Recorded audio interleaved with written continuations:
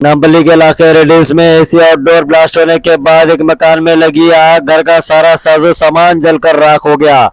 इस वाक़े में कोई जानी नुकसान या किसी के जख्मी होने की इत्तला नहीं मिली है। इस वाक़े की इत्तला के बाद मुतल्लका पुलिस और फायर ब्रिगेड अमला मौके पर पहुंच गया और आग पर काबू पाने की कोशिश की, लेकिन कोशिश के दौरान ही सारा साजो सामान जलकर राख हो गया। तेलंगाना के फायर सेफ्टी डिपार्टमेंट में काफी तब्दीली और सुधार की जरूरत है। आग लगने की इत्तला के बाद जब तक बड़ी गाड़ी पहुंचती है तब तक छोटी गाड़ी को वहां पर भेजा जाए और आग पर काबू पाने की कम से कम कोशिश की जा सकती है। ऐसे वाकयात के दौरान जब बड़ी गाड़ी ट्रैफिक के बीच से गुजरती है, सारा साजो सामान जलने के बाद पहुंचती है और सिर्फ धुएं पर पानी मारकर वहां से चली जाती है।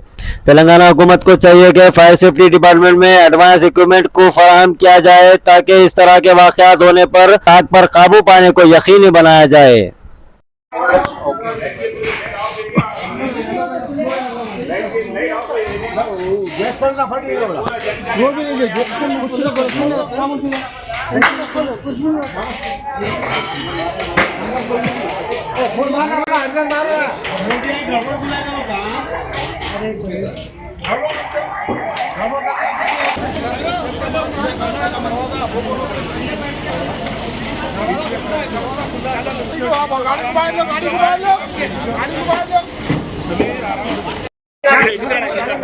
मारो भैया